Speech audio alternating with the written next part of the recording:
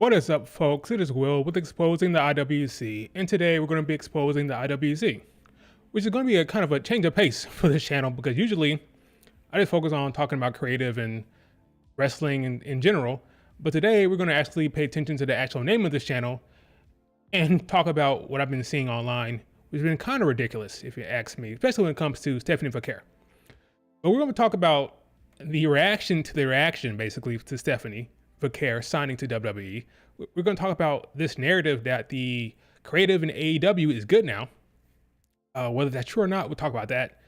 And we'll talk about this whole Jey Uso situation, because apparently, if it wasn't Money in the Bank, if it wasn't before Money in the Bank, now is the time, apparently. And I think it actually makes sense, but I don't want to get people's hopes up and get hyped up about Jey Uso again, but it's possible he shows up tonight. It is possible.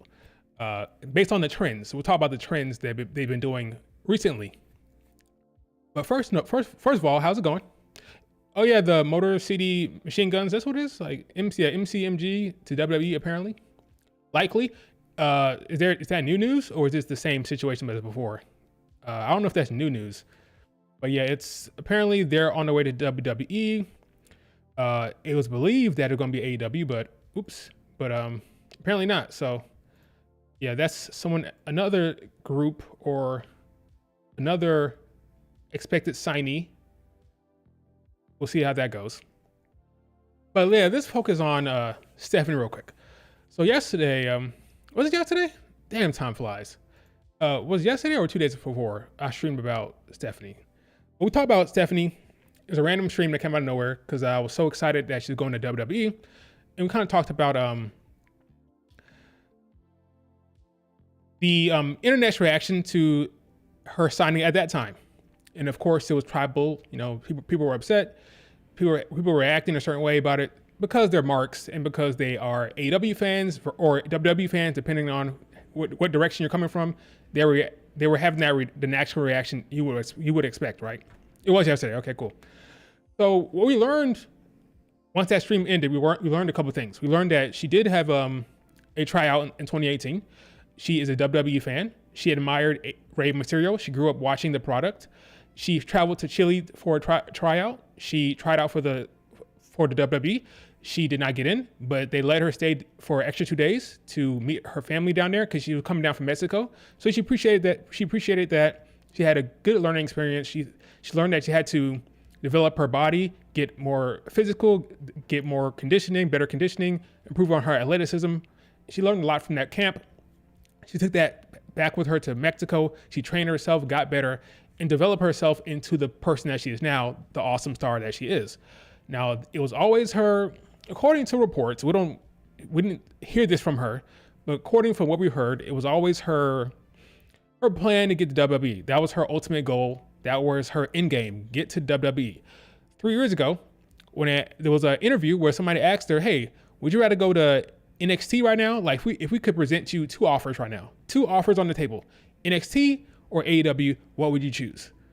He didn't say SmackDown or Raw or main roster. He said NXT or AEW, and without hesitation, she said NXT. Without hesitation. So the writing's been on the wall for a long time.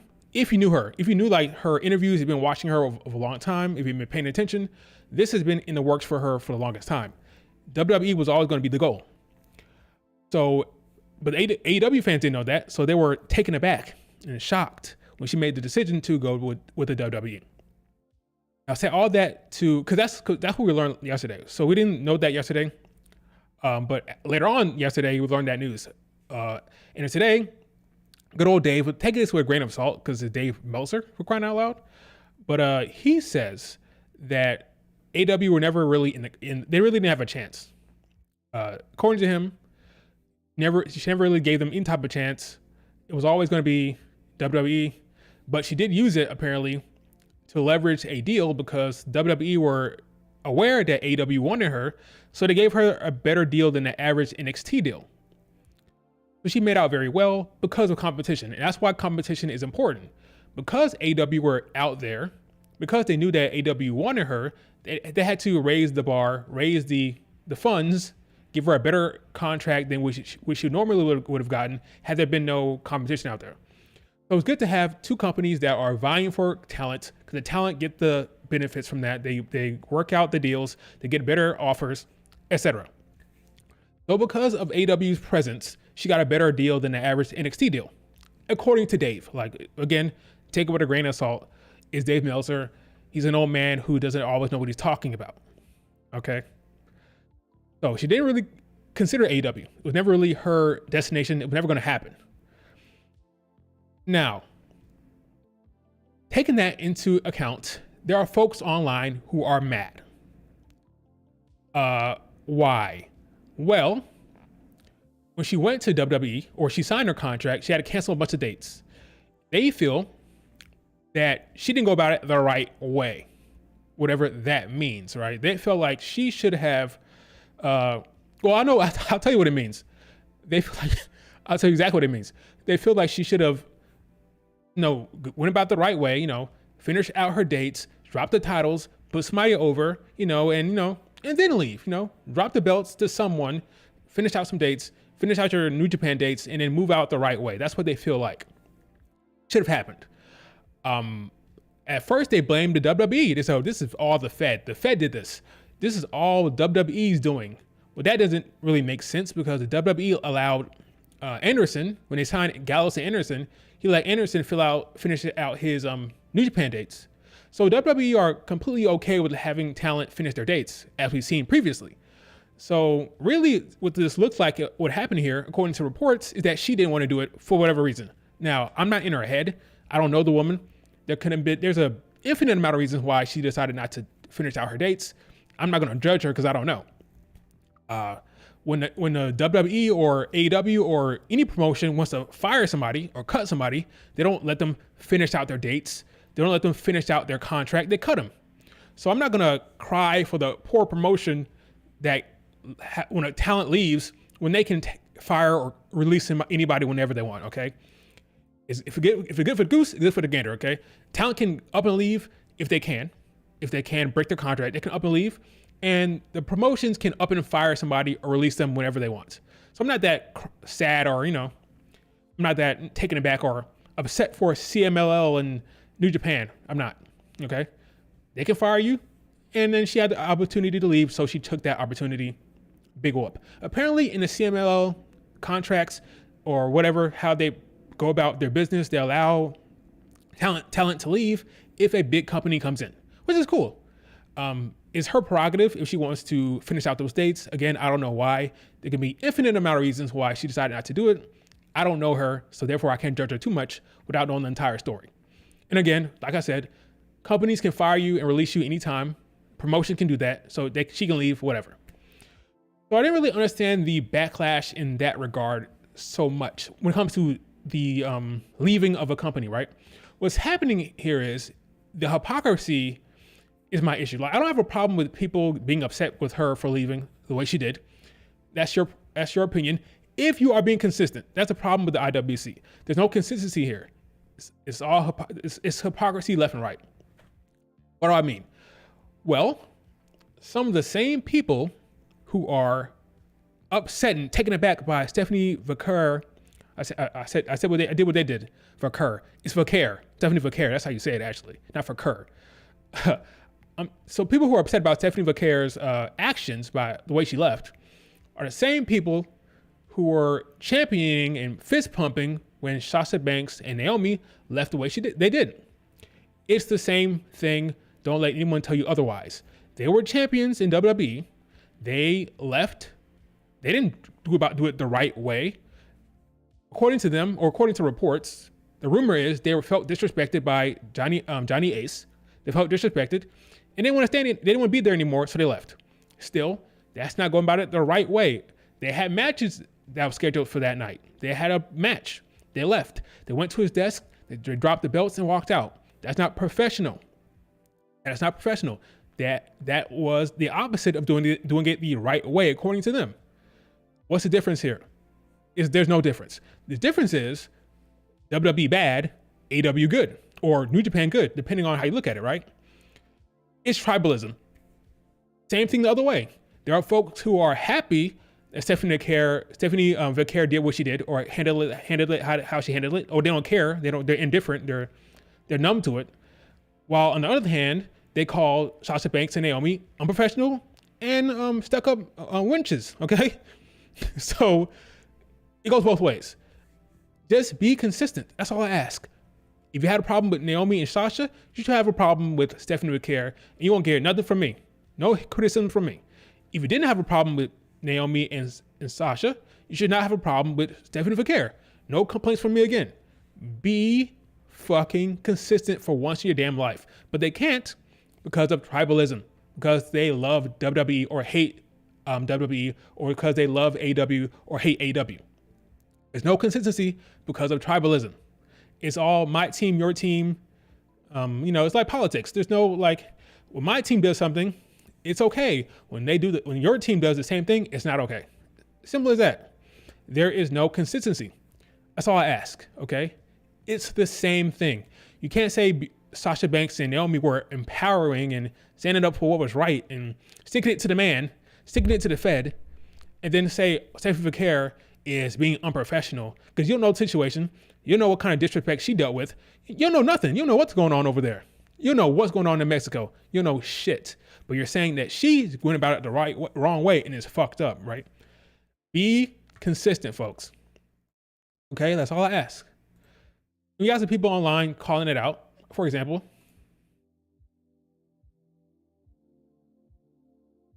person absolutely right. Now he coming from it from the AW standpoint, from hating on AW, but IWC, when wrestlers are unprofessional when they leave WWE, is all fine. When they're unprofessional leaving AW, it's not. It's reversed the same way. Same way it's reversed. Like I'm coming from it both perspectives, both ways. From both sides, it's not right. It's annoying and it needs to be stopped. Like just stop. Be consistent. That's all I ask. You can bitch, you can moan, like I do. I bitch and moan, but I try to be consistent. That's all.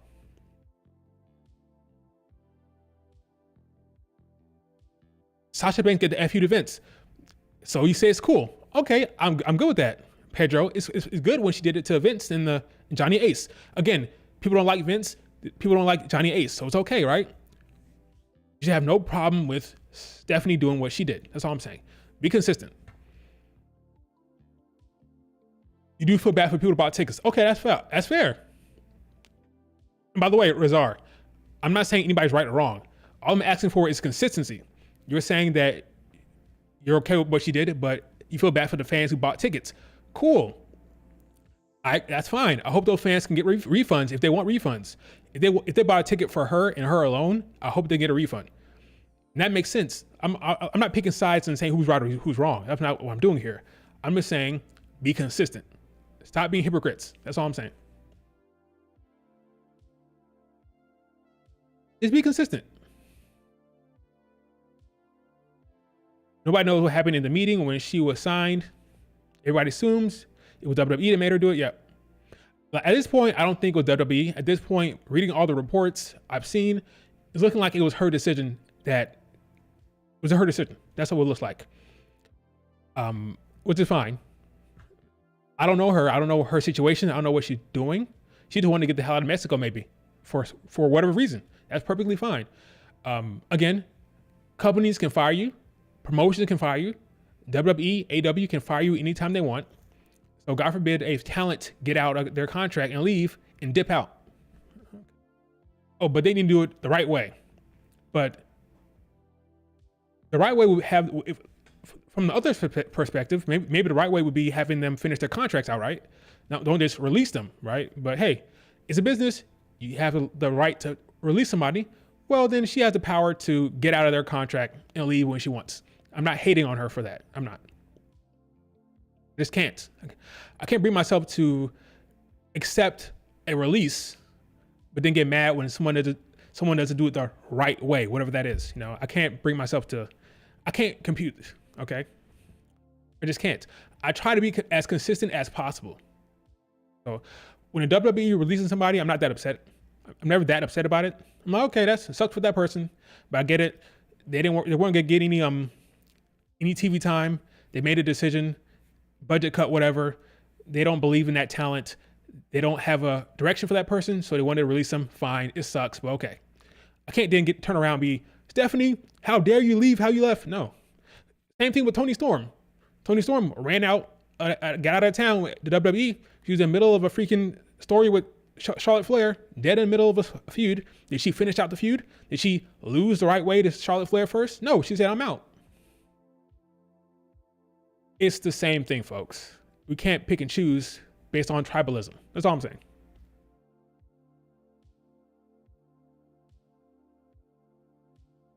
Yeah.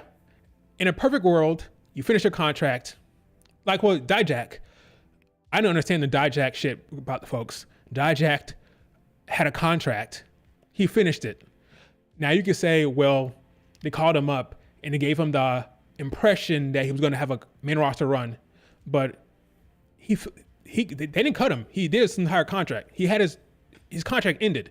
They just decided not to resign him ultimately. That's less like egregious than a cutting or a release. He finished his contract. Dijak did. That was a full contract he finished. They just decided not to move on. We'll talk a little bit about letting talent go in a second here, but so that's the first issue, okay? Hypocrisy, calling that out, all right?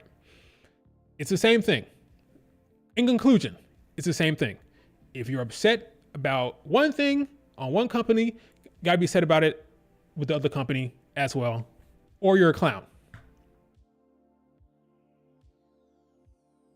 I do know the situation about her ex. I'm gonna not talk about it because I don't know the particulars of it. I just heard some reports. I read some reports about her ex and the situation there. Some people are debating, or there are reflecting reports about how that affected her decision.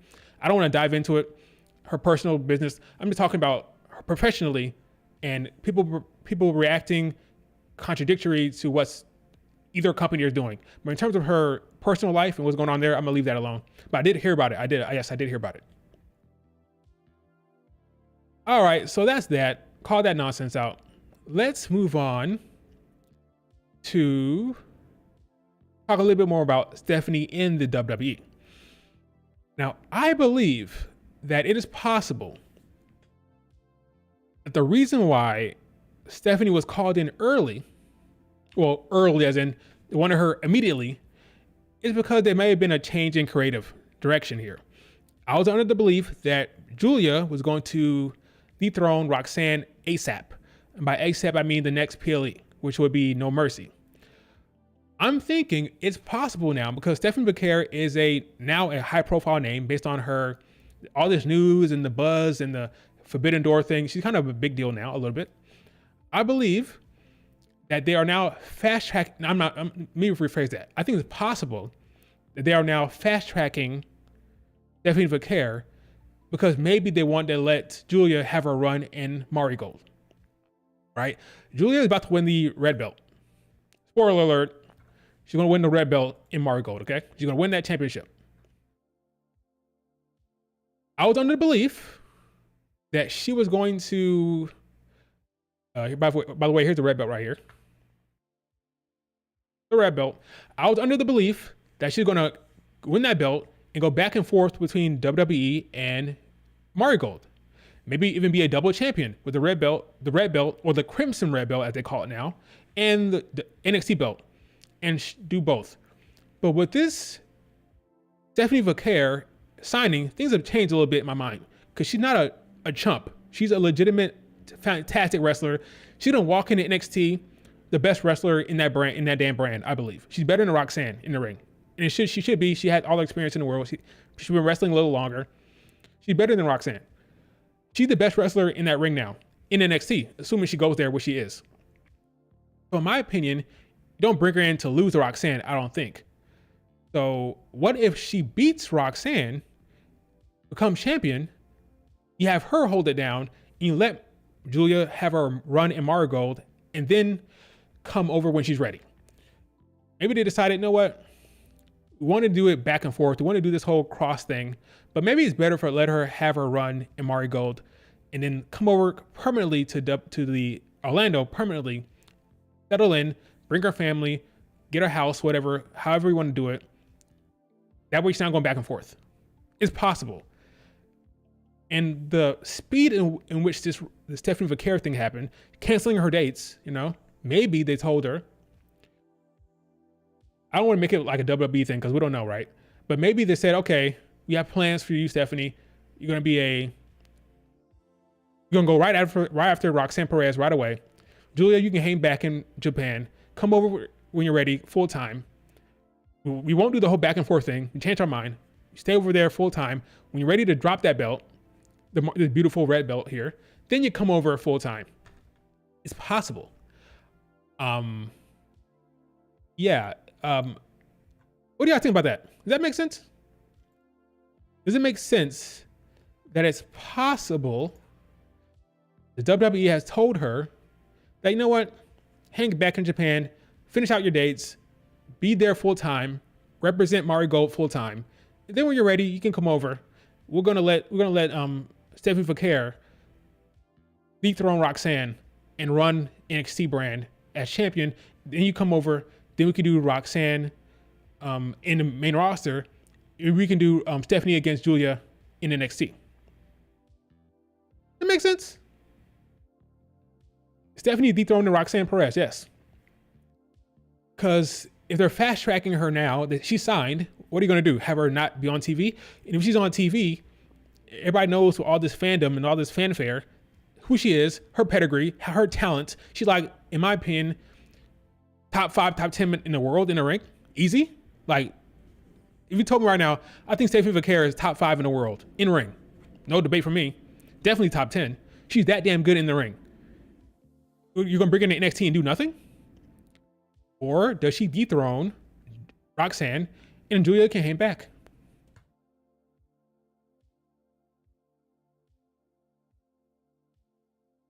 I agree. She needs to be on TV. She's too good to be not on TV. Sign her, give her all that money. Apparently, her contract is pretty good. You're getting paid well. You're not going to put her on TV. Don't buy it. Don't buy it.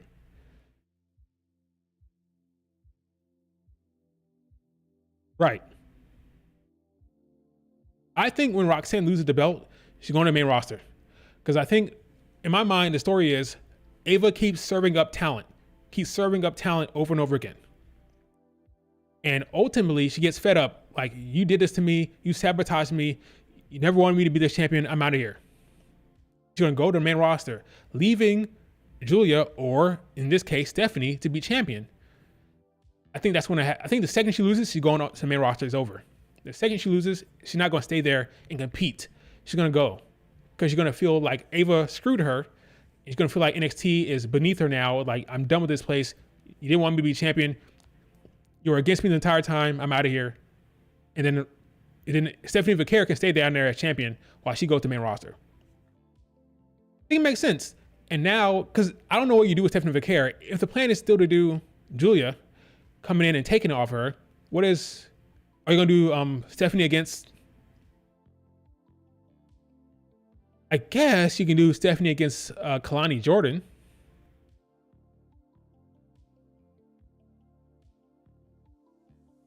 You can do that. You can do... Yeah, she had to beat Kalani. She had to beat her. But you can do Stephanie against Kalani Jordan. She gets that North American Women's Championship. You can do that. You can have Julia as champion and Stephanie as champion. It's possible. It's possible you could do Stephanie dethroning Kalani Jordan. Maybe No Mercy. I'm about to say she had the belt for a short amount of time, but maybe you do at No Mercy, you do Kalani against Stephanie Vaquer, big match at a big PLE, and she drops it to Stephanie there. Will you feel like Kalani Jordan got screwed? Like a short reign? Not necessarily, because it's Stephanie Vaquer. So I don't think it's not a bad look to drop the belt to her. Or you can do the whole Roxanne thing, or you can have her dethrone Roxanne. Either way, I don't think you bring her in to be a side chick or a side character. If you're bringing in Stephanie Vaquer with all this fanfare, based on what she saw, like we all saw what she did at Forbidden Door. We saw it. Can't unsee it. She's that damn good. You don't bring her in to be a side character or a mid-carder. she's gonna go straight for the top. So that's either Kalani or Roxanne. Pick one. And if you want to have Julia in Japan for a while, then you have her take her off of Roxanne Perez, and then you're good. Great American Bash. That's a good time to bring her in. Unfortunately, it's on Sci-Fi, but whatever. Like, because the Olympics is on Sci-Fi, but I mean, I don't know how the ratings will be, but who cares? You want her on TV. If you want her to have a No Mercy match, which they probably do. That's what, in September? That's far enough. Like, she comes in, gets acclimated. She have a match at No Mercy. You want to have her on TV as fast as possible. So yeah, why not do American Bash on Sci-Fi, whatever. She can have a great match with Kalani or Roxanne, and her winning the title will be justified. Either way, completely justified. Yep, Sci-Fi still exists. That's where NXT will be. So you want to watch NXT during the Olympics? Go to Sci-Fi.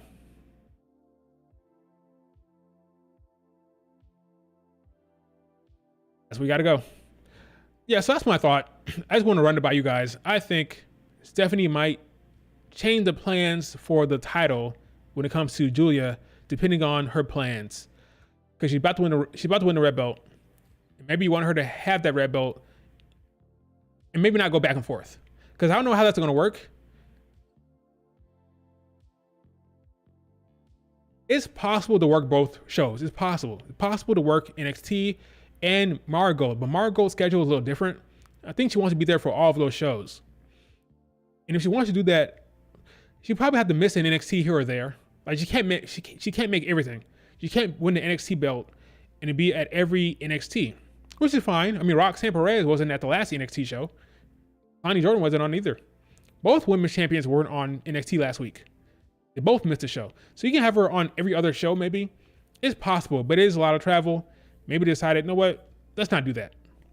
But we'll see what happens. We'll see. Speaking of talent coming in, yeah, Stephanie could be a real banker, really could. Speaking of talent coming in, we have a lot to look forward to, folks, when it comes to the women's division in NXT, or in the main roster in general. What do I mean? There is, wrong one. This works too, but I prefer the other one. Let's do this one.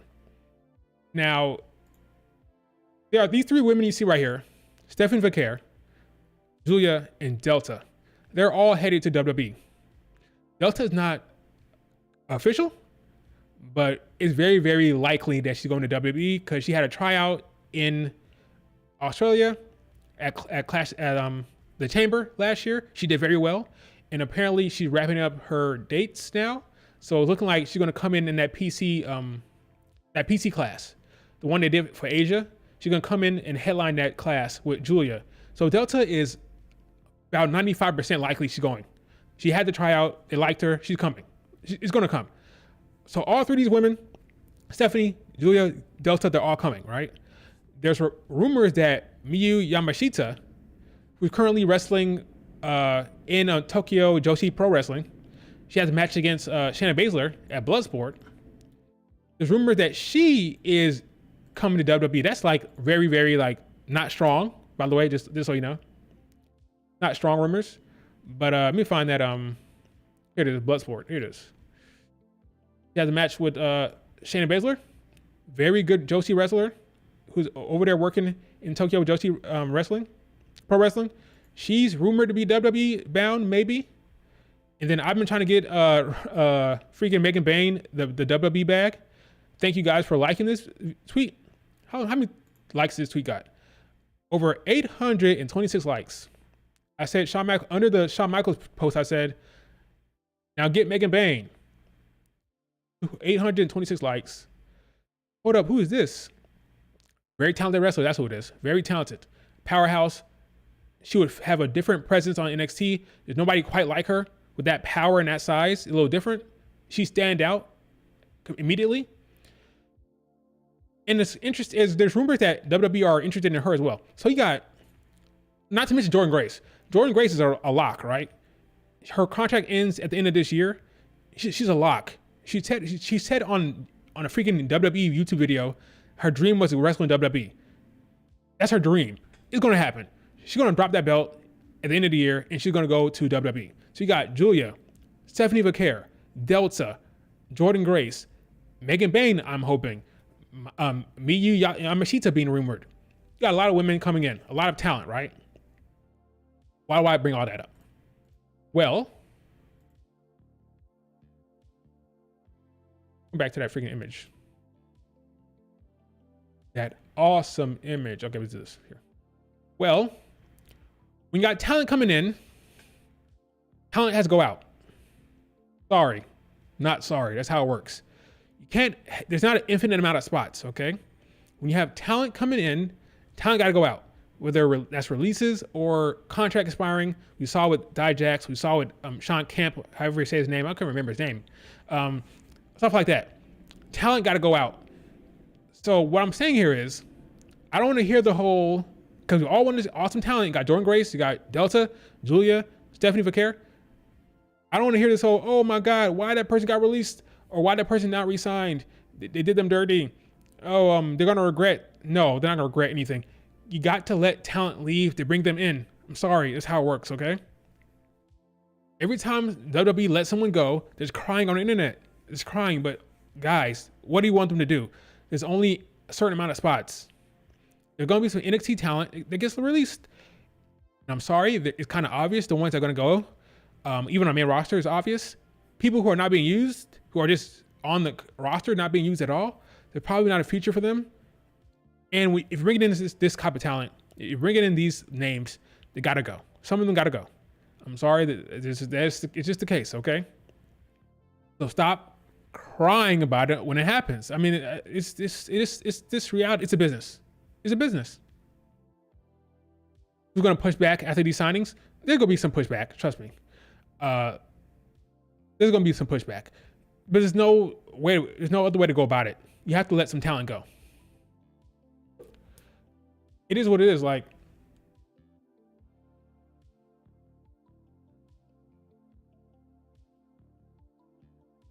I'm not happy when someone gets released. I'm not happy. I'm not cheering. Oh, he got released. No, but there's no choice.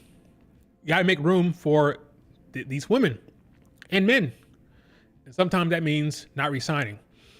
Now, if you look at the list of people that are on the roster, I don't want to name any names, but it's kind of obvious who might be getting released here when the next year. I'll say one. I'll be surprised if Nikita Lyons, people of that ilk, I'd be surprised if they got re-signed. One, because she's injury prone, and two, because this level of talent, she's being surpassed by people that came after her at this point. Talent that came in after her, like Kalani Jordan, are now champion, and it's only getting worse.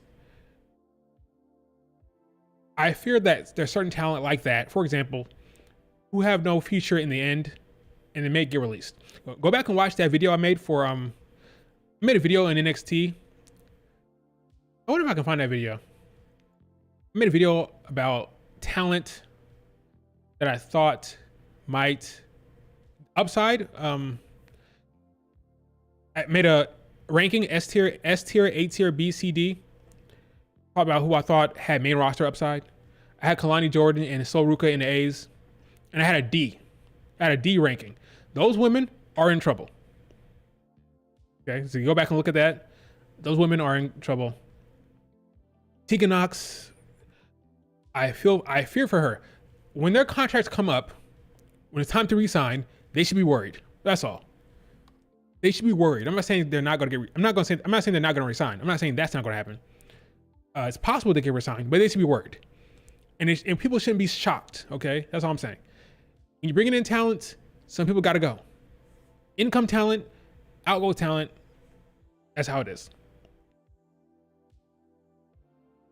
Yeah, you know the people's names. The people who are not being used, who got a contract, when it's time to resign, they probably won't get re-signed. You can't get mad at it because you want to have the new talent, the fresh talent, get an opportunity. So you want them to have an opportunity. Some people got to go. I just want to get that out there because it seems like every time the WWE signs some folks, people are surprised when people get released or people get left off the re-sign roster. There's a list. There's a list of people that get re-signed, and not all of them are going to get. Not everybody going to be on that list. Okay, some people are going to be off it. That's all. It is what it is. But that's crazy though, right? Julia, Stephanie Vaquer, Delta, Joy and Grace are all locks. Those are 4 women that are pretty much locked. Then you talk about Yamashita maybe, and maybe Megan Bain. That's crazy. Yeah, people got to go. People got to go. Gigi Dolan, I'd be worried about it too. All right, let's talk about well, wait, let me see what's going on with chat first. He might get paired with Shotzi, sure, possible. Baron Corbin, Apollo Crews, Odyssey Jones, Giovanni Vinci, yeah. I'm not sure what's going on with Giovanni Vinci. I don't know. Maybe there's something else going on with that, an injury or something like that. I don't know. Yeah, there are obvious names. There's obvious names that will probably not get re-signed. That's just how it works. All right, let's talk about AEW. Coming off this latest Dynamite, folks are excited because they're thinking that the shows have been better in terms of creative. And what they're really nailing down is the latest Dynamite with the main event involving Mariah May and Toni Storm. They're really highlighting that segments to say, wow, creative has really been cooking lately, and we should all be happy about the direction it's going, especially because it's women in the main event. I'm like, no, I'll take that to heart. That's fair. So let's look at that segment, okay? Let's refresh our memories. It was a match between Willow Nightingale and Mariah May. Now, I was aware that Willow was going to lose. Now, I thought that Chris Statlander was going to screw her. And it kind of happened, but not really, right? During that match, Chris Statlander came out there and tried to get involved, and she did. But the match didn't end immediately. So the interference happened, and then there was more, like 3 or 4 more minutes almost. So the interference did not affect the end of the match, right? Because Willow recovered and the match continued anyway. So I'm not entirely sure why they even had that in the match, because ultimately it didn't play a part in the ending. Willow Nightingale recovered and still kept fighting. So why it didn't directly impact the ending of the match. So it was a waste of an interference. So I don't know why they did that. Just to remind the audience, hey, by the way, Chris Statlander hates Willow. Okay, but it didn't affect the match. She didn't lose because of that. What I'm saying, she didn't lose because of it. And then we had ultimately Mariah May gets the win, like I thought she was gonna do. One thing I want to call out: the audience or the crowd clearly wanted Mariah May to win. They wanted her to win the match. So I don't know why, and I knew that was going to be the case. I'm not sure why they did Willow against Mariah May. You have Willow, who's a top babyface, who could be the top babyface of the entire promotion. You had her facing against Mariah May, the sentimental favorite of the match. Why would you do that? Why not just have... Now, during the match, it didn't make sense. Post-match makes more sense because Mariah May is now a heel, but post-match, during the match, it didn't make sense. I would prefer they did Chris Statlander against Mariah May. That way the crowd would be completely behind Mariah May, and then the end would be have an even bigger impact, right? Because you're cheering for Mariah May the entire time against Chris Statlander, the heel. Maybe Willow comes out there to assist, or Willow comes down there to interfere and attack Chris Statlander, leading to Chris losing the match. The crowd would erupt more, because right now they had during the match they had babyface against babyface kind of, because Mariah May was gaining support. So I thought it was a dumb thing to do.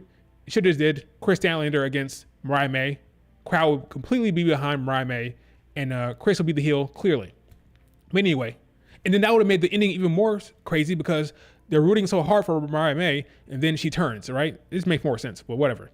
So there's 2 things in there that didn't really make sense. The interference by Chris Statlander didn't really play a part, and then you had Willow against Mariah May, which was dumb in my opinion anyway, but okay. It still worked out fine. Then she runs to the damn top of the ramp to get the damn belt because you won the Owen. And now she's going to face Toni Storm, and then she attacks her. I will say this. Everything after her winning was spectacular. Yes, I'm saying it was spectacular. The folks who say I don't give AW any credit, there you go. It was sensational. She hits her with the damn belt. Hits what's his face? Can't remember his dude's name. The Baldy, her escort. She hits him, knocks him off the damn ramp. He falls into the damn table. Then she takes the damn shoe. And she beats it. That was very visceral. It was a strong segment for sure, especially when she was freaking hitting her with the damn shoe. It almost took me out of it how vicious it was. The sound it was making. Toni Storm bladed herself while you couldn't really see when she did it. She kind of turned around. And she bladed herself and made herself bleed to give herself some color. And then the shoe shots was like vicious. Boom, boom, boom. You hear the impact of it. I think she was hitting her hand, but it sounded really vicious. Then she took the heel and tried to drive it into the wound. It was a very, very powerful segment and very, very well executed. It was perfect. She smears her blood on her face. She kisses her. It was very well done. I saw it coming, not this segment. I saw the heel turn coming. There's some folks that didn't see it coming and said, oh my God, how could you turn? Didn't make sense. I thought it was going to be Toni Storm. You're crazy. In my opinion, this turn was obvious from the get-go. It had to be Toni Storm that got turned on. Mariah May had to be the one that turned heel. When Mariah May first came in there, she was trying to, get Toni Storm's attention. Toni Storm was ignoring her. It had a 9-month storyline where Toni Storm went from not giving a shit, using Mariah May as like a shield, to loving her and adoring her and fighting for her, and even she got into a damn storyline where she was freaking feuding with Amina Sharakawa because she loved her so much. So she had the development. Toni Storm changed. Mariah May never did. But the character that changed, she's the one that got turned on, which makes all the sense in the world. Toni Storm's feelings really changed, and she really grew to love Mariah May, which makes the turn all so much more impactful because Mariah May can say, well, you treated me like shit early on. I always wanted the belt anyway. This is always my goal. And now the crowd who loves Toni Storm, she's a babyface. First of all, full-on babyface. You don't realize that, you're crazy. Toni Storm is a full-on babyface. You have Mariah May turning on the babyface that crowd loves. And I just feel like that was the only option you could go. Like, she always wanted that title. If you paid close attention the entire time, Mariah May always wanted the title. Now she just waited for a chance, and she capitalized on it. Well executed, very good segment.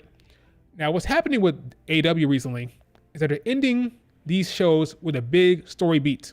So last week with MJF attacked Garcia, left him bloody. And then this week they did it back to back, a bloody mess both weeks. And then this week, Mariah May attacked Toni Storm to end the show with a strong visual. That's smart. It's like a cliffhanger. Come see what happens next week, guys. That's all that smart. Okay, so I applaud their efforts here. It makes sense. And it's good. Now, AW had their the demo rating was less than NXT because NXT is cooking with the TNA talent. The biggest problem with, like, this is all good. I'm happy they did that for the women in this main event. It was well executed. It was good. The Mercedes Moné segment with Britt Baker was not so much that good. I like that Mercedes is a heel and all that stuff, but the segment was kind of a nothing burger, to be honest with you guys. I thought Will Ospreay's segment against MJF was not the best. MJF did well, but Will Ospreay's his promo didn't make much sense, if I'm being completely honest. Chris Jericho driving Samoa Joe through the damn wall, the paper wall. That was fine. That looked good enough. It was obvious that was like paper wall. It wasn't like a wall, but it's fine. It looked fine. They're sending Samoa Joe out to do his filming for the Twisted Metal show, season 2. So they wrote him off that way. That was fine. So the creative overall was good. Overall is a good segment, good show for Dynamite creatively. The biggest problem Dynamite has is WWE. That's the problem. WWE is hot. There's nothing you can change about that. And that's going to drive down your numbers. Why? Well, when you have Raw, that's good. You want to watch Raw. You have NXT that's hot now with the TNA talent crossover. You want to watch that?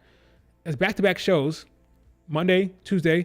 By the time Wednesday come around, you're tired, you're beat. Like another day of wrestling. I don't know. I might watch Netflix or do something else. I don't want to watch wrestling 3 days in a row. So because of where AW is placed, folks who watch WWE, because it's hot right now, they watch Raw, they watch NXT. When Wednesday come around, they're tired. They're like, I'm done with wrestling for right now. I'm gonna take a break, and that's gonna hurt them continuously. Reason why AW was so hot, like was it like 3 years ago, 2021, is because people were down on WWE creative. 2019, 2020, that era, especially 2019, folks were not caring about WWE. They were down on it. They were tired of it. Vince was crapping the bed with creative, and that allowed AW to shine. But now that Triple H is taking over, the folks that wanted an alternative don't want an alternative because they want WWE because WWE is good. They want WWE to be good, and now it's good, so they don't care about AW. So the numbers are going to continue to go down as WWE goes up. There's nothing you can do about that. That's the biggest problem. You have all the great wrestling, all the great storylines. The biggest issue is WWE is good. You can't change that. So good luck in terms of ratings, but in terms of the creative, this was good. I can't front and tell you otherwise. This is well done. That makes sense? Let's read the comments here because I wasn't paying attention at all. Yeah, Mercedes and Bray got 2 minutes. It was very short. It was just to get them on the show because it's basically the same segment, but a little different. It's basically a segment to get them on the show. That's all it was. There was nothing to it. It was a nothing burger, nothing much into it. WWE, women are carrying AW right now. Yes and no. Saw both segments back to back were good. The Mercedes Moné segment last week was good. I thought was solid. Established her as a heel. Britt Baker came out there. It worked well.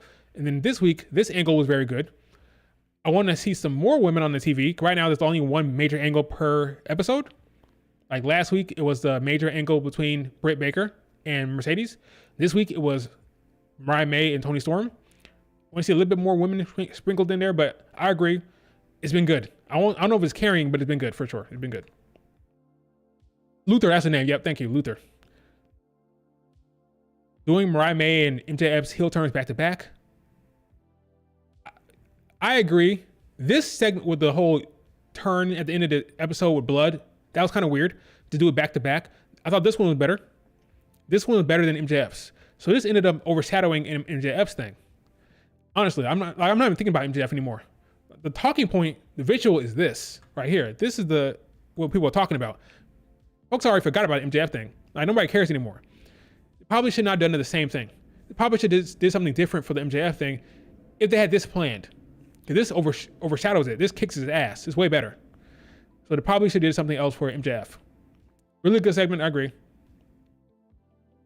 People are saying AW had the best women's division. That's ridiculous. I think that's ridiculous. Yeah, that's ridiculous. It's a good segment. It was a good visual. It was powerful. But it doesn't mean it has a better wrestling or better creative than anything else because of this one segment. It doesn't mean that.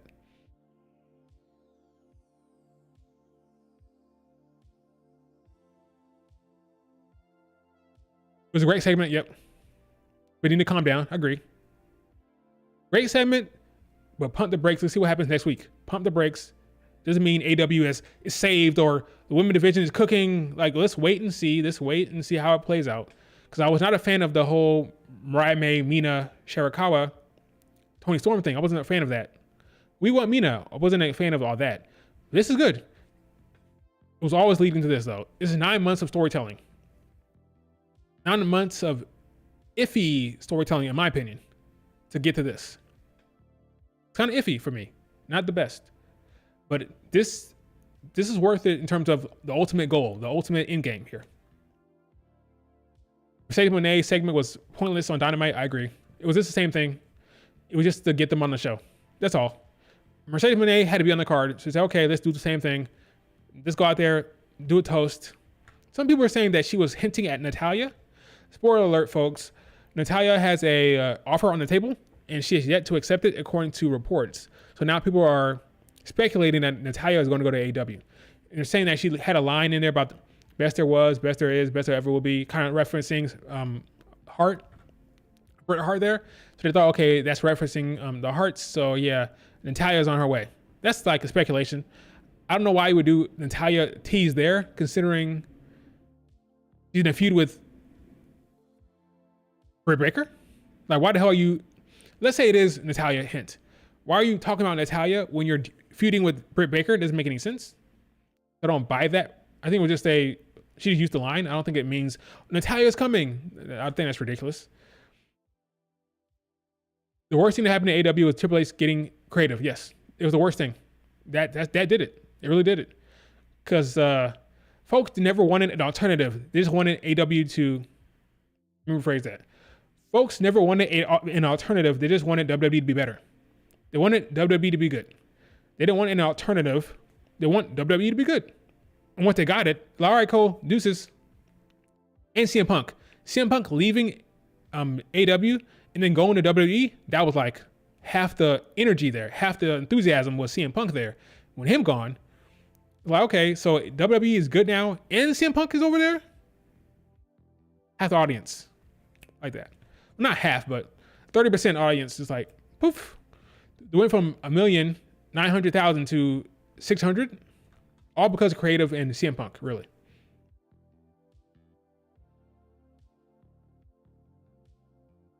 So what would you say is, okay, let me try to read this. So what would say is stop using WWE constantly to pop a rating?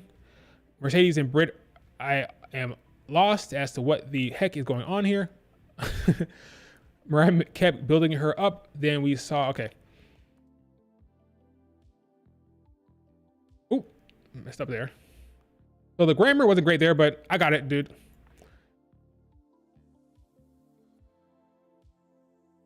What's going on with Mercedes and Britt is that Mercedes is a heel and Britt is a babyface. She's a returning babyface from an injury. And yeah, that's kind of it. There's nothing much there beyond that. AEW uses WWE to get pops because AEW existence is kind of built on WWE, right? We're the alternative. We're trying to bring back the what's the saying? Restore the feeling, right? We're trying to restore the feeling. We're trying to give folks good, proper wrestling content here. And WWE was bad, so therefore we're here to challenge them. The whole entire existence is based off of bad Vince McMahon creative. They're the alternative. Come watch us because WWE is gone to shit. So all their content and their promos are very much referencing WWE because WWE is the top thing. It's the top show. So that's part of it. But also because simply the promotion is based off of WWE's being crap. So now that WWE is good, they're kind of screwed. Because now all the shots they used to take at Vince McMahon, they can't work anymore because Vince is gone. Can't take shots at Raw and SmackDown because the product is good. They're out of ammo. So now they're just left with bad references to WWE that's actually good now. That's a problem. You can't take shots anymore because it's good. It's really bad to take shots at something that's good, that's better than you. When Vince was being Vince, then yeah, just take shots to WWE, but now it just comes off hollow because the product is good, so it's nothing they can really do. Unfortunate for them. But yeah, it's good segment. Let's see what happens later on. I'm not ready to say that creative has been saved, but let's see how it works out. It could be good going forward. All the way to freaking All In. We'll see how that works out. But yeah, I'm interested to see what they do with Willow. The Willow Chris feud is kind of like, kind of meandering, kind of like just there. See how they kick that into high gear? Because they've already wrestled a couple times now. So let's see what they have to do with that. Will the Chris Willow feud be good? I don't know. We'll see. We'll see what they do with Bryan Danielson against Swerve right now. That's the match because Bryan Danielson won the Owen. So now we're gonna get it all in Swerve against Bryan Danielson. How's that gonna work out? Is it babyface against babyface? Yes. So is it gonna be much of a story there, or is it gonna be like great match, good wrestler against good wrestler? Is that story? I don't know. There's more to see there. There's more to see, I think. And last but not least, thanks for the subscription there. Last but not least, let's talk about Jey Uso. Jey Uso, just me, not Jay, Jimmy. I messed up. Jimmy Uso. What match will main event? All In. Well, Will and MJF, they have a match next week. They have a match for the title next week, which is funny considering we all thought that would be the All In match. Apparently not. What they could do like a DQ. The match doesn't actually happen, or there's an injury or angle, or there's a DQ and they postpone it. I'm almost feeling that that's going to happen. Like, I doubt that match actually happens, you know? Why would you do MJF against Will Ospreay on TV? Something's going to happen, some kind of weird angle.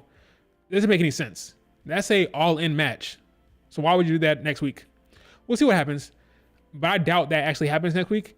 And we probably will get Willow against MJF at All In. Now, if it's the main event, what sounds like more of a main event? Will against MJF or Swerve against Bryan Danielson? Well, those are the two. That's it. What sounds like more of a main event to you?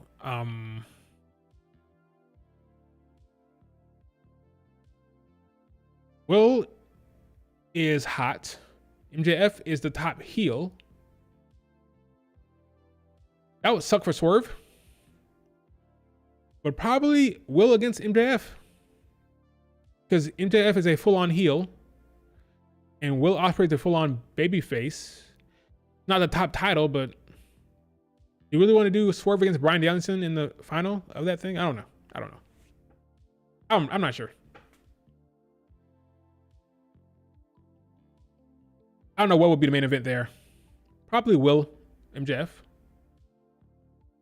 Stephanie made the right decision. I agree. She made the right decision.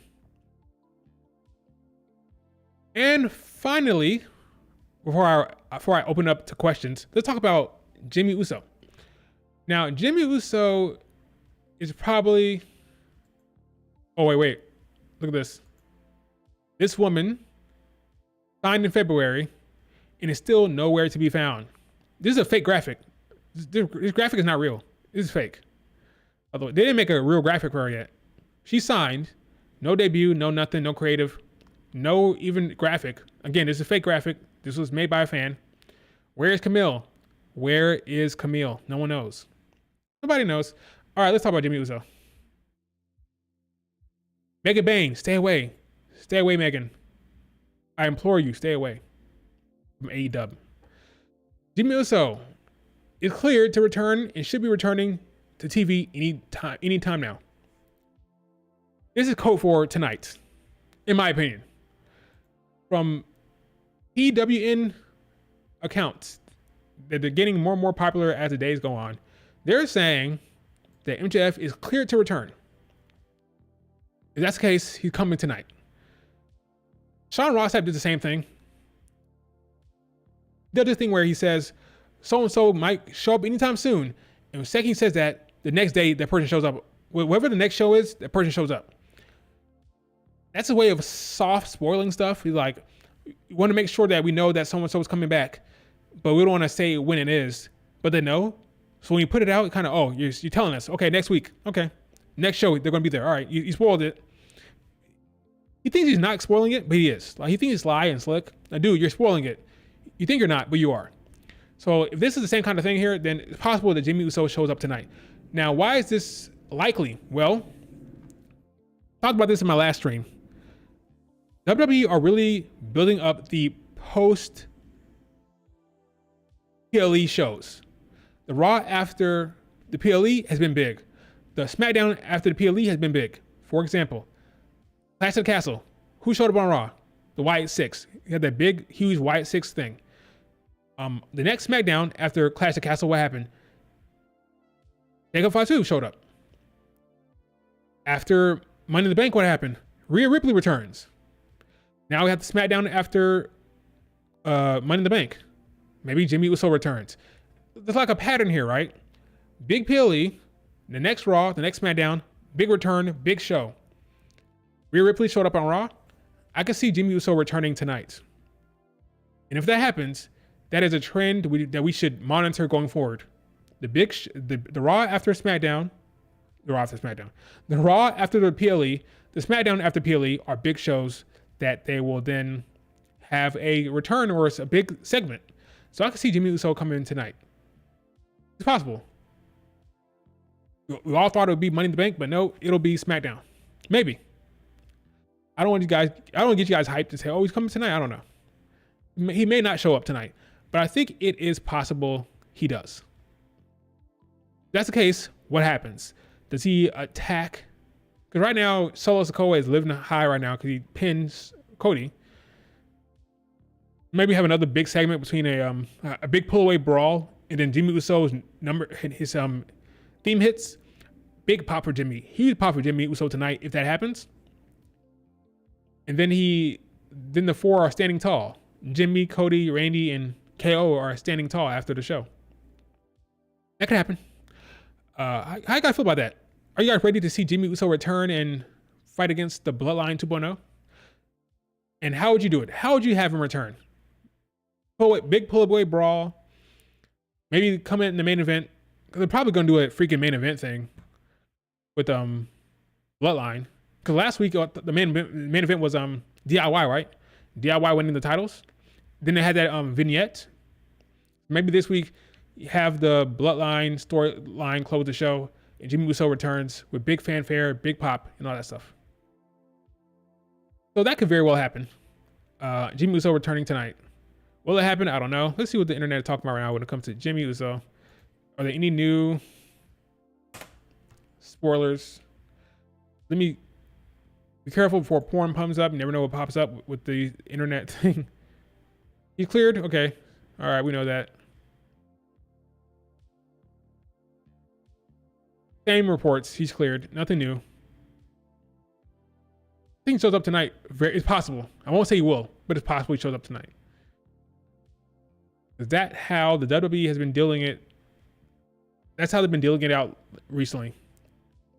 SmackDown after the big PLE is big.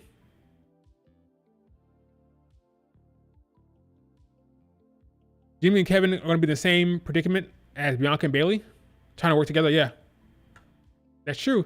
Because KO is not going to trust Jimmy Uso, not a chance. And neither is well, Cody might be more forgiving, but Kevin Owens for sure is not going to be trusting Jimmy Uso.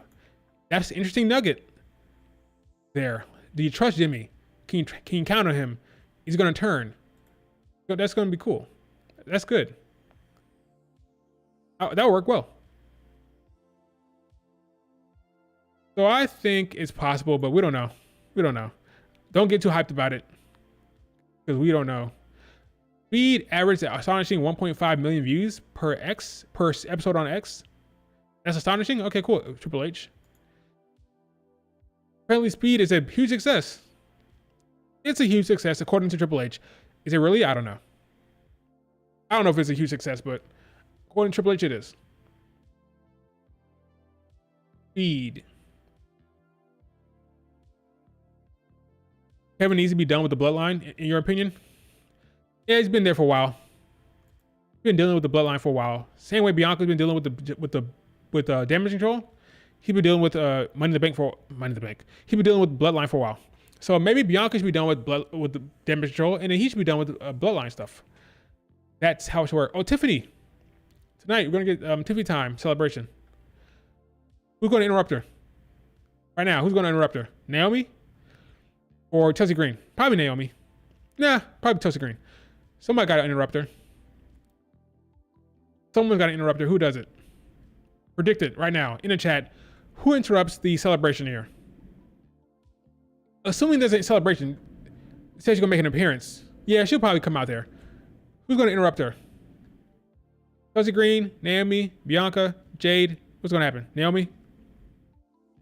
Oh, Bayley and okay. Nia Jax comes out. Okay, I got it. So Nia Jax comes out there with her, and then Bayley and Naomi confront them. So it'll be Tiffany and then Nia Jax, and then Bayley and Naomi come out there. That makes sense. That makes sense.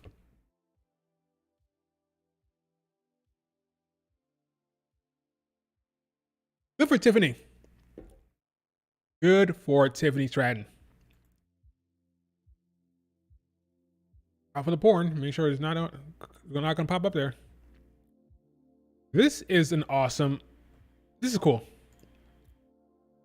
This is cool from Mariah May. That's cool.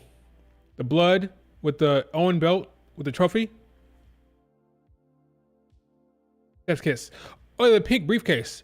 Does that happen tonight? It should. They should have had that ready to go. It's all fiction. They knew she's gonna be a champion, the Money in the Bank winner. They should have that damn briefcase ready to go tonight. It should be ready to go tonight. No excuses. The pink briefcase be ready to go. No excuses for that whatsoever.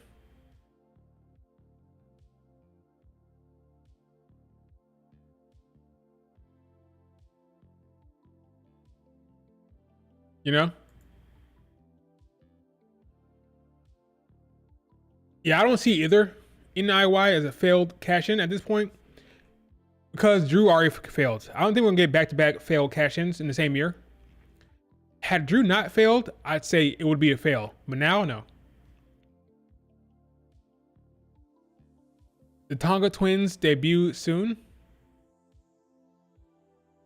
I thought the Tonga twins already debuted. You're not talking about Tonga and Tonga Low, are you? The Tonga twins.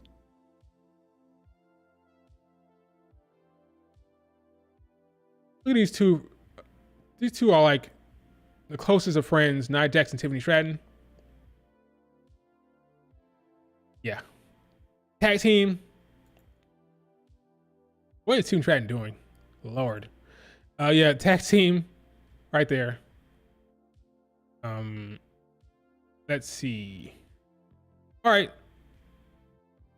That's all I got, guys. So what question do you have? I'll open up for questions. Wonder what Bianca and Jade are doing on SmackDown? Don't get me started on that, dude. Don't get me started on that. Bianca and Jade. They're in the tag team division. Maybe they'll wrestle Candice LeRae and Indy Hartwell again. Or maybe it'll be Chelsea Green and Piper Niven. Either way, I don't care. Oh, look at this. PW Insider, not PW Insider. Oh yeah, PWI. That's what it is. PWI Women's Rankings. Liv Morgan, Tony, Bailey, Micah from Stardom. That's Stardom champion, the current red belt champion. If you didn't know, Roxanne Perez, Joan Grace. You guys know her. TNA. Tiffany Stratton.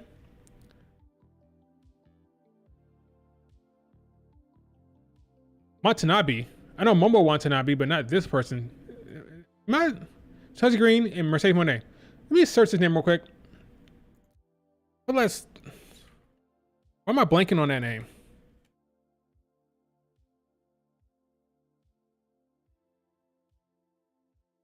Oh, that's why, because she wrestles in freaking Tokyo Joshi Pro Wrestling, not Stardom.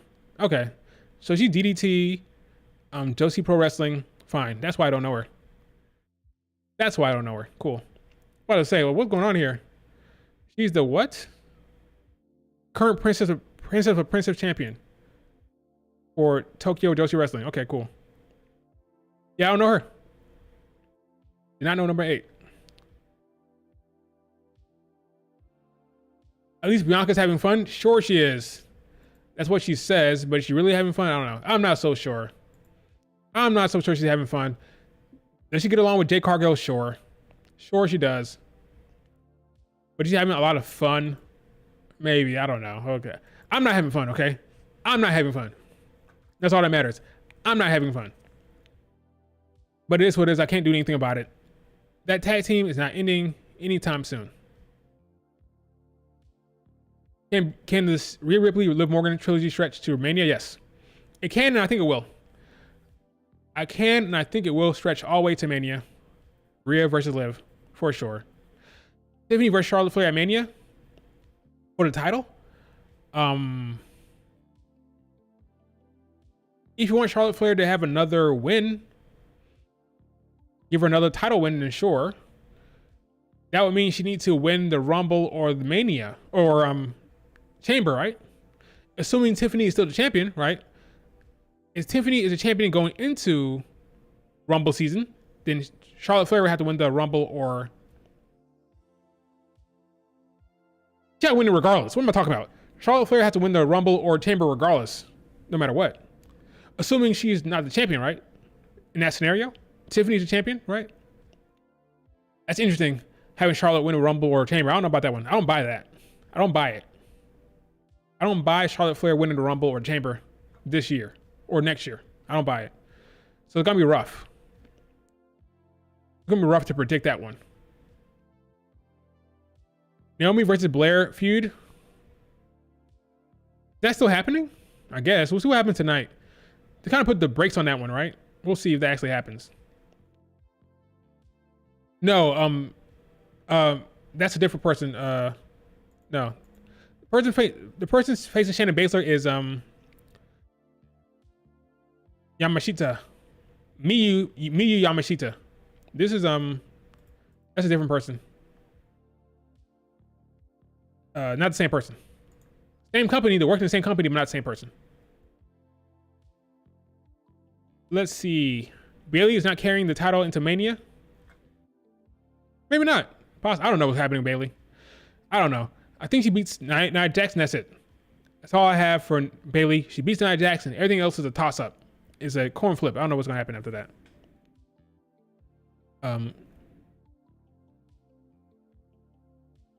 At least people can't bitch about Bianca being 2011 John Cena.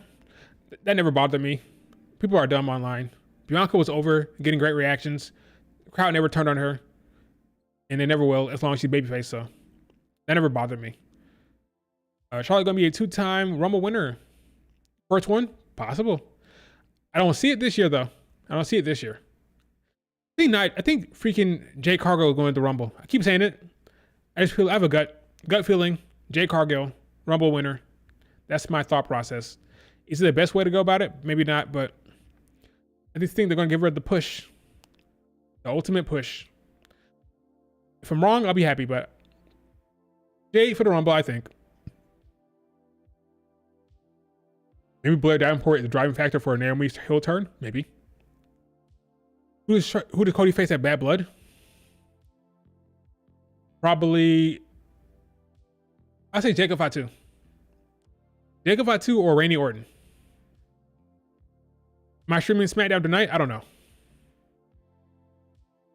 If I had to guess, I'd probably say no, but we'll see. I'm not entirely sure about SmackDown tonight, streaming it. Bianca and Jay eliminating each other at Rumble. That'd be crazy. Andrade heel turn. That'd be cool. Why not? Why not? He's just a speed champion. That's it. So why not have him turn heel? That might help him. It depends. SmackDown scene, the heel scene is what? Logan Paul, who's hardly there. And who? Santos Escobar? He's on SmackDown? I don't remember where Santos is. He's on SmackDown. He's on SmackDown. Yeah. It's SmackDown tonight, David. It's tonight. Oh yeah, we may get let me pull up SmackDown real quick. We may get the Austin Theory heel turn. I mean the babyface turn tonight. That's the talk that maybe after this match, when they lose again, they're gonna lose again. You're gonna get the heel turn or the babyface turn for Austin Theory. Tonight might be the night. What the heck? Baron Corbin and Apollo Crews getting on TV? That's awesome. That's awesome. TV time for good old Baron Corbin and Apollo Crews. That's encouraging for them. It really is. A good tag team match. They're getting used. I'm not complaining. Put them on TV. Why not? Why the F not?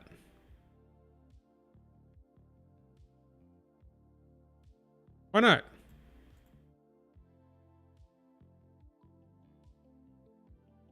Oh yeah. Not Dex Michin. This would be a good one. Nia Jax wins, of course.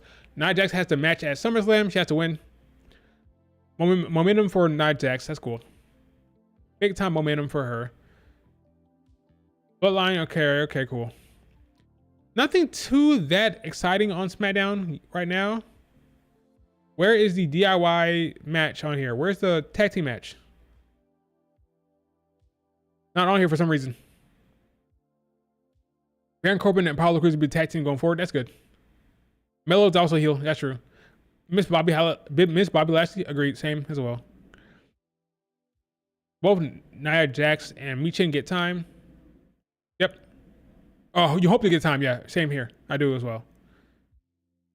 No plans for Kiana James on Raw. Not right now. Or if there are plans, they're taking it easy, taking it slow. Oh, it's not confirmed, but Russell Vogt said it. Russell Vogt's pretty good. If he said it, I believe it. There'll be a rematch tonight, and Austin Theory might turn heel. I keep saying heel. You know why that is? Know why I keep saying heel? Because just used to saying it. Turn heel. I say that more often than turn babyface. So, yeah, turning heel is more rolls off the tongue. Cause I say it a lot. Turn heel. But no, turning babyface. Austin Theory might turn babyface tonight. For crying out loud. What? They announced that? Stephanie will appear on Mexico. Let me see. Good for Stephanie. WWE Espanol announced that. Let's see. That's awesome. That's cool. Good way to introduce her. Breaking news: appearing live in Mexico City, in Monterrey this weekend. WWE newly signed Stephanie Vaquer visits. That's awesome. She knows that type of audience. She speaks the language. Awesome. She's already down there. That's cool.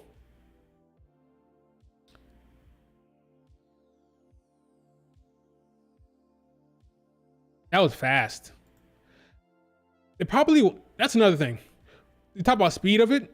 Maybe they wanted it to happen fast because they know they had these 2 dates. They know they're going down to Mexico anyway. So they wanted her to be introduced on these shows. So that's another reason why it happened quick. All right, let's get this contract signed, Stephanie. So we want you to show up on those damn Mexico shows. That makes sense. Cool.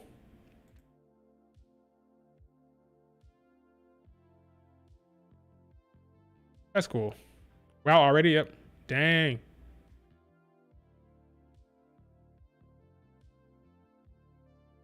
That was fast.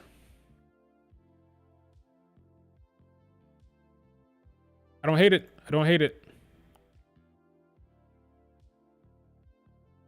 Let Tiffany hold the briefcase for a while. I agree she should hold a while. If you're going through the trouble of changing the briefcase to make it pink, you should have that for advertising for a while, right? If you're going to change the briefcase to make it pink, you should walk around with that thing for a while and show it off, right? It'd be kind of dumb to change it pink and then cash in like the next day. Like, that's why I don't think she's going to cash in on SummerSlam. A lot of people think that SummerSlam is going to be when it happens. Like, I don't buy it. I think she doesn't. If she tries, she may fail. I think she's going to hold that pink briefcase for a while. Hold the pink briefcase, show it off for a while, and then you can catch it in later on down the line. You know, maybe October-ish, November-ish. You know. When did she turn pink? Tonight. She walk out with a pink briefcase tonight. Then again, Damian Priest didn't have a purple one right away. It took time to change his, so maybe they don't have it ready. But I think that'd be a mistake.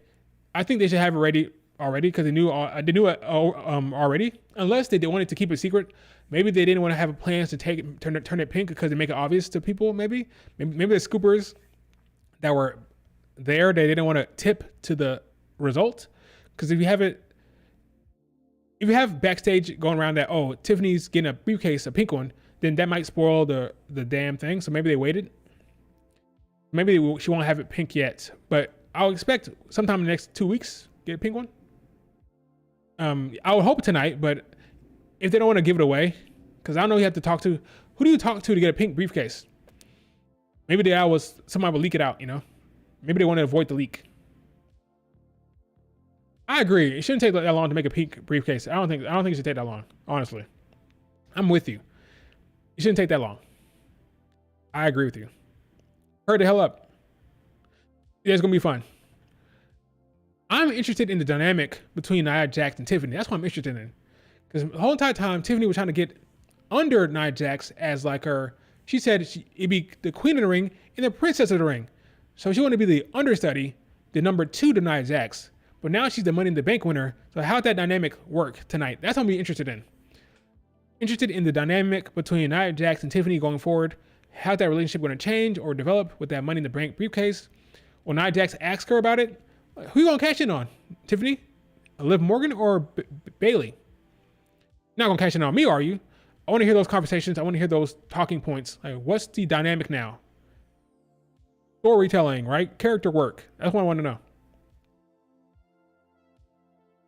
I think she should. She should go to Raw and tease it. Even if she's not going to do it, she should. Io did the same thing. Io teased it to Rhea Ripley, remember? Remember that segment where Rhea had it a face-to-face with Io Sky, the belt, with the briefcase? They should do the same thing with Tiffany Stratton. She's going to show up there on Raw with the damn briefcase and everything. She should. And with Rhea there, that could be an interesting dynamic as well. When you have Tiffany, Rhea, and Liv Morgan with her holding that briefcase, that could work as well. Can you imagine the swerve if they had Tiffany cash in on a Rhea Ripley or something like that? Let's say Liv Morgan retains. It sounds dumb. It's not going to happen. But let's say Rhea Ripley wins eventually at like Blood. Bad Blood. What's the name of the damn PLE? Bad Blood. Jesus. Let's say she cashes in at Bad Blood. Maybe Rhea Ripley wins at Bad Blood, which would probably be a mistake. But let's say she does win. Then Tiffany cashes in on her. That'd be crazy. You have Tiffany on Raw with the win with the belt, and Liv Morgan and Rhea Ripley are still fighting each other while she's champion on Raw. That'd be crazy. Naomi and Bailey at Bad Blood. Tell the story first. That's a hell of a story to get there. That's a story you have to tell. But that'd be a good story. Naomi turning heel. That'd be good. But there's no way to predict that because there's nothing to say that's going to happen. There's no evidence yet. Nothing to actually put into words when it comes to that feud. So let's see what happens later on. Anything else besides that? Let me see if any recent news popped up that I'm missing. Besides Stephanie being in Mexico. That's awesome for her. That's so cool. Introduce her in Mexico. That crowd's gonna be electric. Rey Mysterio down there. Who's going to that show, by the way? You guys know? Who's going to the Mexico show?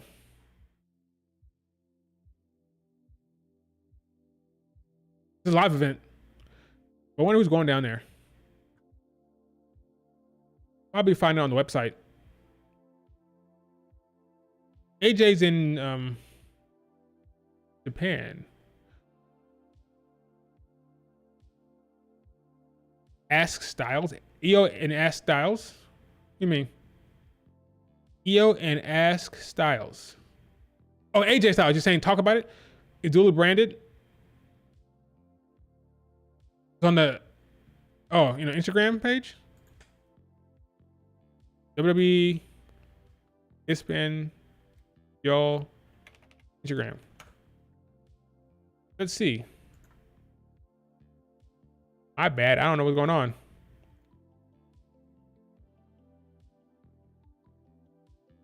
Go browser. Let's see. Oh, here it is.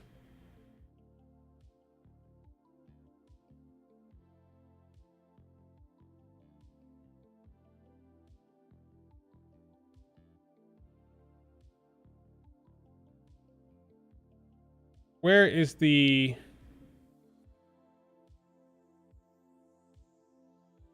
Where would the, is it on the... How do I freaking find it?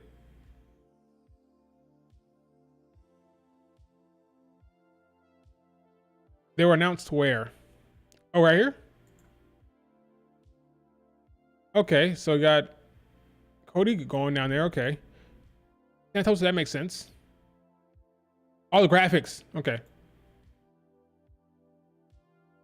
So here's a graphic. Okay, that's one. Maybe that's a match.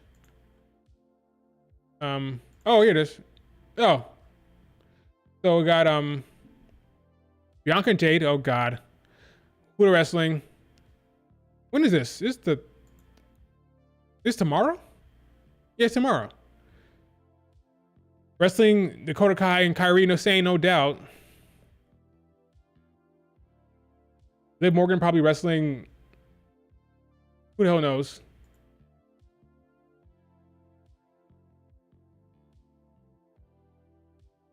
Yeah, I have no idea. Maybe against Bailey? Probably. That makes sense.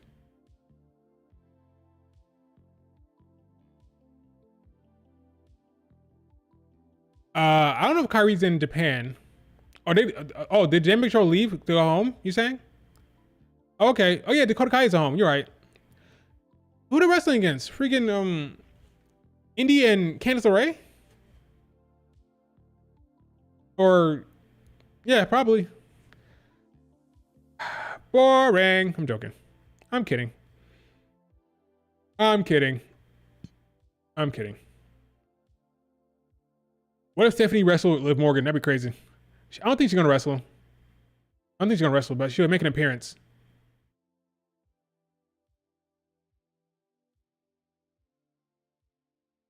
I think Damage Control are at home.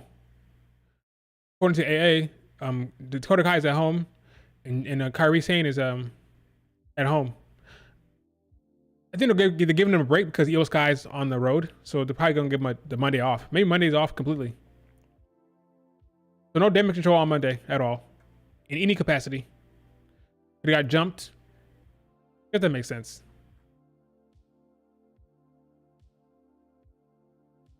Oh, look, we got Ray against Dom probably. Oh, that's what you guys are saying. It's literally here in the graphics. My bad. My bad. Bailey, Tiffany. Okay, so let's go back to the top. My bad. My bad. I'm not paying attention. My bad. I'm a little slow tonight, okay? So we got Cody against Santos.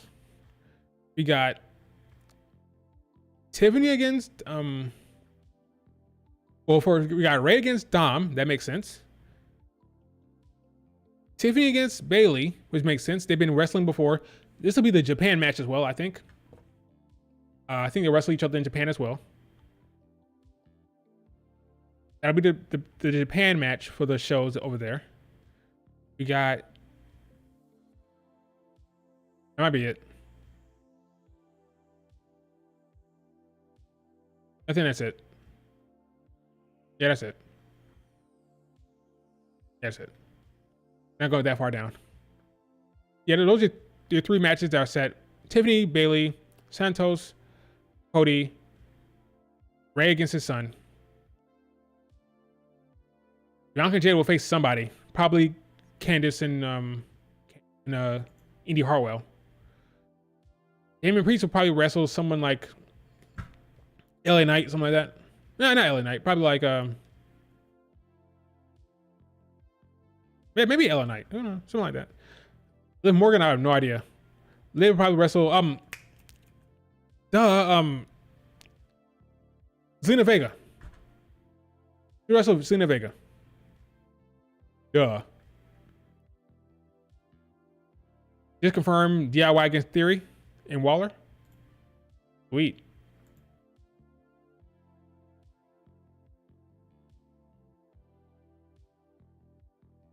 Yeah, she probably cut a promo, exactly.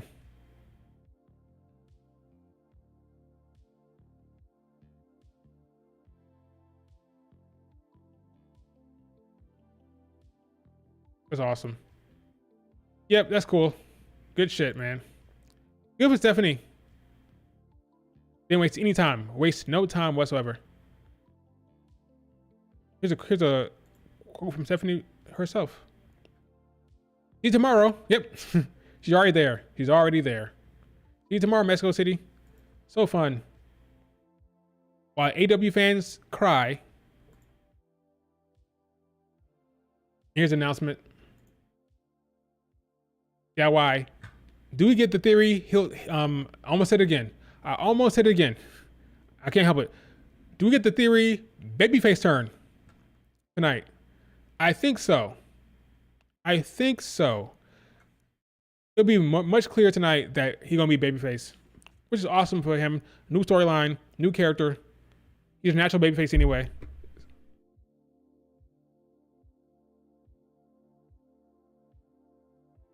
That's awesome for Theory. Babyface Theory, that's gonna be crazy.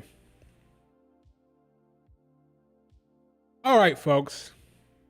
That is it for the stream, I believe. Unless something else pops up last second. I don't think so. I think that's it. I'm not seeing anything. Let me know within the next minute or two. But I think that's it. Do me a favor, like the video, subscribe to the channel, leave a comment if you're watching this on replay. What else I need to say? Any other buzzwords? I think that's it. Like the video now. AJ, oh yeah, let me talk about that. I'm sorry, let me talk about that. Let's talk about AJ and EO. So this is fun. We had AJ and EO going down to Japan together. Both of their matches happening at the same time, unfortunately.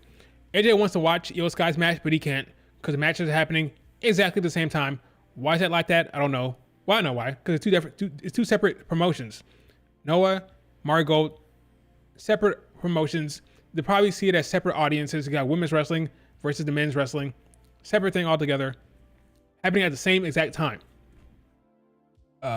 Fun stuff for WWE talent. It's fun stuff to see these talent crossover. I want to see more of it. It's always fun. More Margot crossovers, more Noah stuff. Why not? But yeah, AJ and EO were in Japan together. They had a look at Io Sky's face. Look at freaking EO. EO, of course, is wrestling with Tommy Hayashishita. Tommy is Io Sky's. She became a wrestler because of Io Sky. She admires her. She loves her. She went to Stardom because of her. They never got to wrestle before. It's a dream match for Joshi fans and for Utami herself. Io's going to win. I'm sure of it. Here they are embracing. Time to chat about how they want to see each other's matches.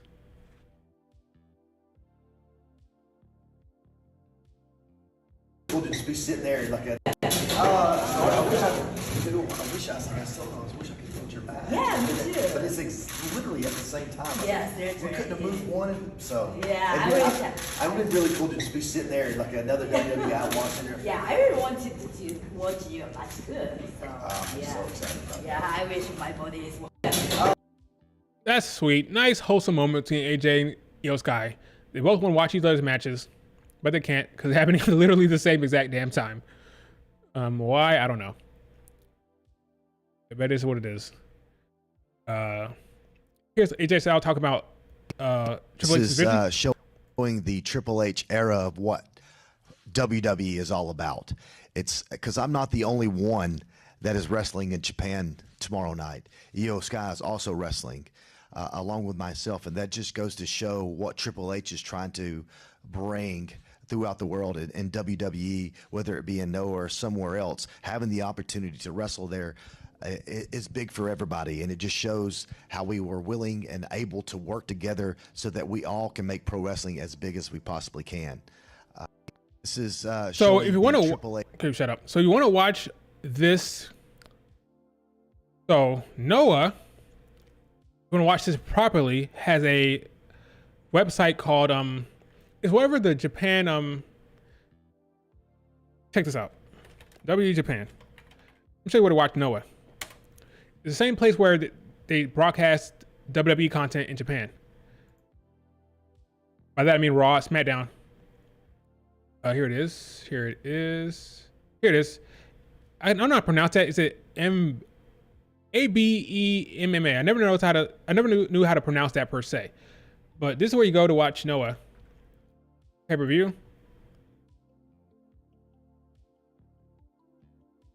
The right way. The proper, here it is. Here's the legal and proper route to watch this. You know, you come in here, you pay the pay-per-view amount of money, however much that is. I have no idea. You get all these matches. So this is where you go to watch that. All right. If you want to watch Marigold and Io Sky's match, you go to Wrestle Universe, which is, let's see, Wrestle Universe.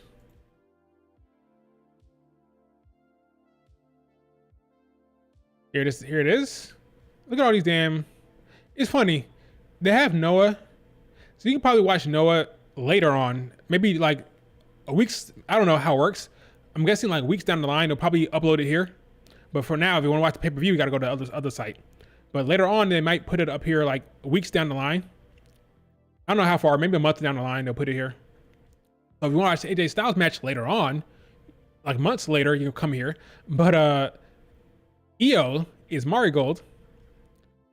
You see right here, the big Marigold sign here. But even if you didn't see that here, you just come to the damn. Definitely very nice layout here, actually. Menu. Let's go back to the actual. Yeah, is DDT, Noah, Marigold here, Tokyo Joshi Pro Wrestling, all this good stuff here. Sonati Girls. So you click on Marigold. Here it is. So there's a free trial. It's a free trial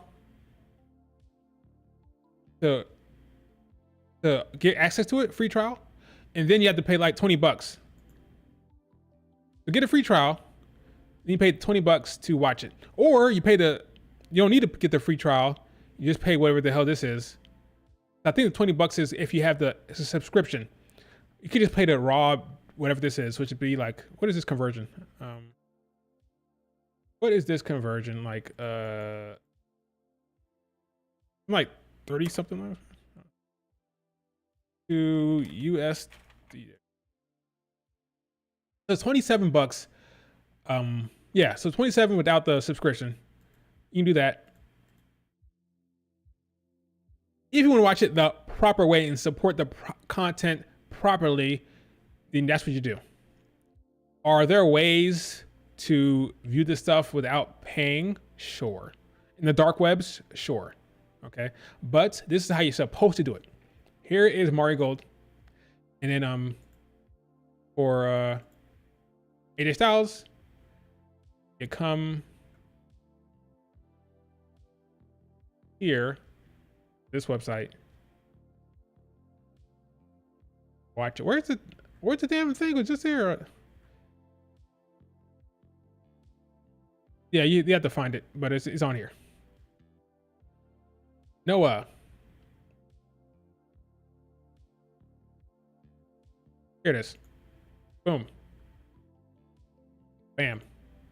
Boom, boom. Boom, boom. Not cheap. Not cheap. That's where we watch it in IY. Right there. Let's go back to.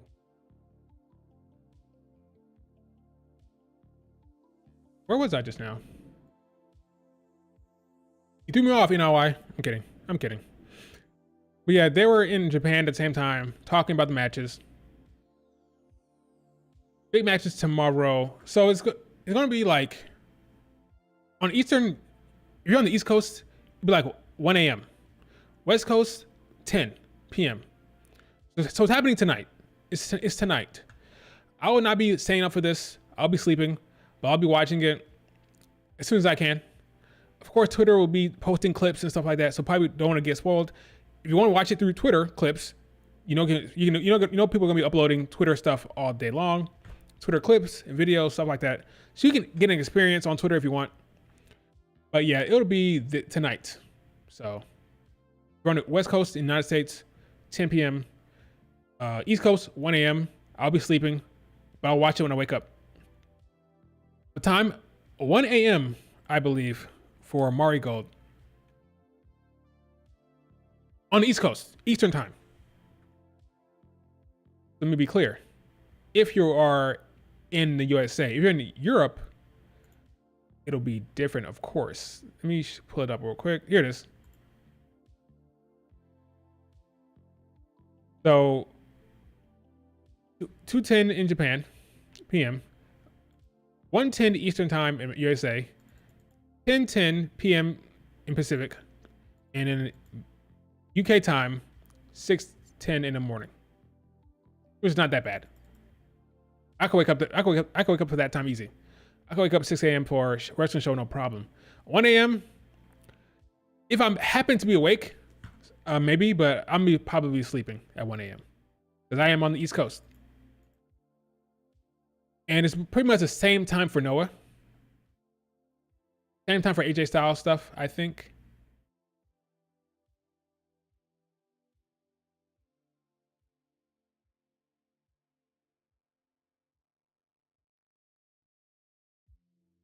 You'll be good? Okay, Maya. That's what time it is, so check your watch, set your timer to wake up. Yeah, that's the thing.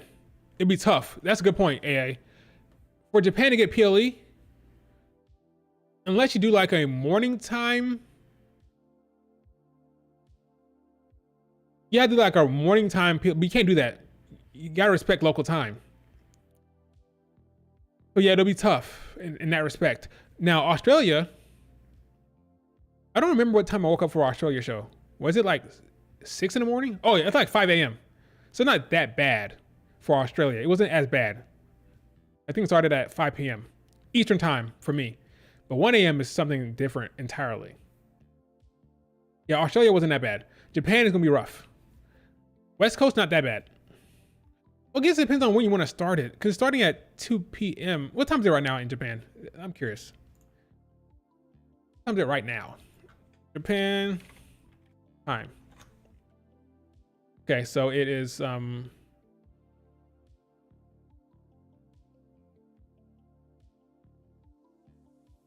morning time. So by the time it is 1 a.m. here, it'll be 2 p.m. So why does it not? If they did,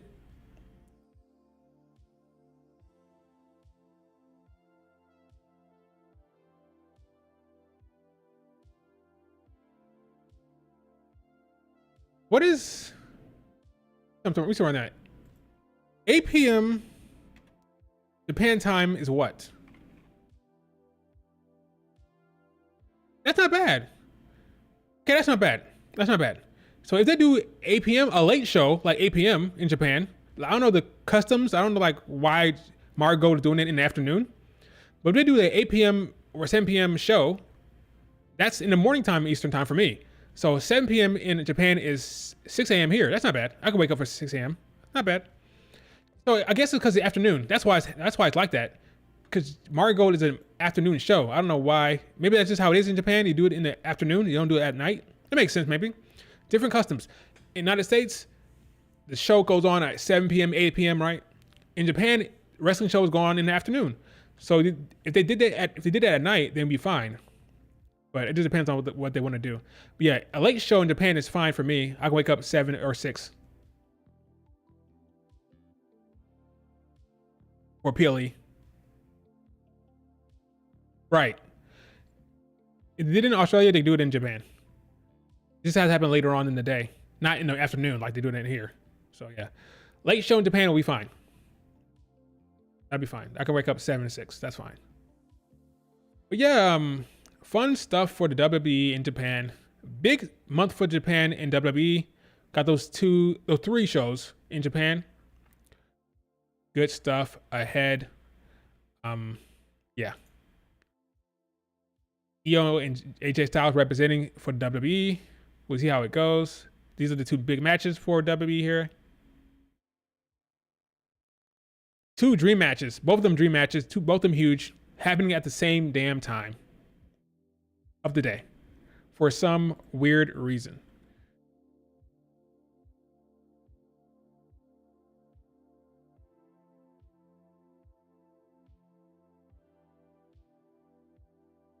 Let me make sure I'm not missing anything when it comes to... They played our intro music, by the way. Let me just make sure there's no copyright here, but check this out.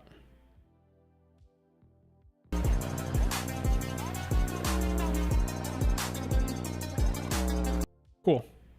Oh, I didn't show the damn screen. My bad. All right, play it again. Damn. Here it goes. Here's walking out in front of Rossi. Thrown off. Io is here. Cool shit. Really cool. But yeah, that's really it. That's it. All right, guys. Thanks for joining the stream. And yeah, I can't wait to watch it too. That's gonna be huge. Io and Utami, huge. You're gonna show up and show out. Rossi said that Io is the best in the world, so guess what? She's not losing. She's not losing. I'd be shocked. There's like a 99.99999% chance that Io wins. There's a small chance she loses. I don't see it. It's not gonna happen. Io will win, and Julia will win as well. That's how it's gonna be. Julia wins, first time Margot champion, first ever Margot champion, and for Julia, and then Io beats Utami. And then she'll say, I'll get stronger and I'll defeat you one day, Io. That'll be it. But thanks guys for joining the stream. Do me a favor, like the video, subscribe to the channel, leave a like button, and I'll talk to you guys later. See you on Twitter. That's where I'm at all the time anyway.